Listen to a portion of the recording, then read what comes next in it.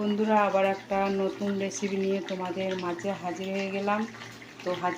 এটাই তো, দেখো এটা চিকেন আর আলু দিয়ে একটা চিকেন রেসিপি বানাচ্ছি।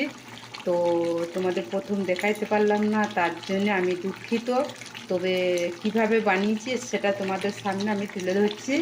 তো মাংসটাকে ভালো করে ধুয়ে নিয়েছি, তারপরে আলুটাকে কেটে ভেজে নিয়েছি। ভেজে নিয়ে তারপরে তোমার তেল দিয়েছি। তেল দিয়ে তারপরে তোমার দারচিনি দিয়েছি। দেখো বন্ধুরা, আমাদের ট্রেনের ঘর, কিছু করার নেই বন্ধুরা, ট্রেনের আওয়াজ পাবে। তো তেল দিয়ে দারচিনি দিয়েছি আর তোমার ছোটো এলাচ দিয়েছি আর তেজপাতা দিয়েছি। দিয়ে ভেজে নিয়ে তারপর পেঁয়াজ কুচি দিয়েছি। কটা পরিমাণ এত কটা হবে পেঁয়াজ কুচি দিয়েছি। ওটাকে ভেজে নিয়েছি একটু, দিয়ে তারপরে মাংসটা ধুয়ে দিয়ে দিয়েছি, বুঝেছো? তো মাংসটা ধুয়ে দিয়ে দিয়েছি, দিয়ে এবারে কষলাম, একটু নুন দিয়ে দিলাম মাংস দিয়ে, তারপর কষছি। হলুদ দিইনি, কিন্তু নুন দিয়েছি। দিয়ে কষতে একটু জল বেরোলো। দিয়ে দেখো, দিয়ে কষতে তারপরে আদা রসুন ঘষা দিয়েছি। আর অ্যাড করেছি তোমার জিরে গুঁড়ো, ধনে গুঁড়ো, লঙ্কা গুঁড়ো, হলুদ, নুন, বাস এইটুকু। আর একটা হলুদ কালারের যে মশলা পাওয়া যায়, মিট মশলা, সেটা দিয়েছি। আর একটু ঘি দিয়েছি, বুঝেছো বন্ধুরা, একটু ঘি দিয়েছি। এই হচ্ছে টমেটো দিয়েছি। দিয়ে এবার আলুটা অন্য কড়াইয়ে ভেজে নিয়েছি। তাই দেখো আমার কষা হয়ে গেছে। তো এবার আমি জল দিয়ে দিলাম।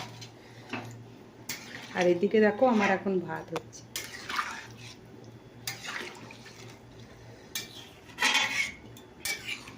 দেখো আমার এখন ভাত হচ্ছে এদিকে, আর এদিকে ভাত হচ্ছে, আর এদিকে দেখো মাংসটা হচ্ছে। তো মাংসটা এবার আমি ঢাকা দিয়ে দিই। তো দেখো বন্ধুরা, দেখো আমার এখন ঝোল রেডি প্রায় হয়ে গেছে। আর একটু সেদ্ধ হলেই আমি এবারে হয়ে যাবে ঝোল, এবারে নামিয়ে দেবো। তো তোমাদের এই রেসিপিটা কেমন লাগছে আর কেমন কালার লাগছে অবশ্যই জানাবে। দেখো, আর এইদিকে দেখো ভাত আমার ফুটছে, দেখতে পাচ্ছে? ভাত ফুটছে, আর এদিকে মাংস ফুটছে, দেখতে পাচ্ছ? তো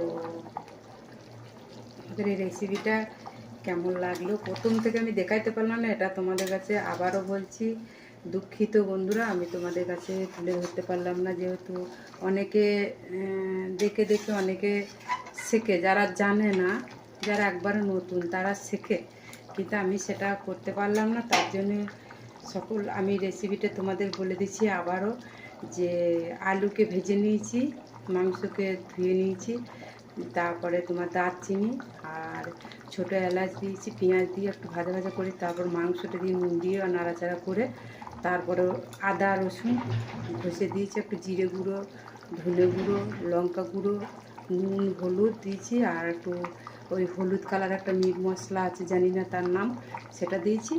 আর একটু ঘি দিয়েছি। বাস এইটুকুতে হয়ে গেছে। তোমাদের এই রান্নাটা কেমন লাগলো, এরকম বানিয়ে দেখবে কেমন খেতে লাগে।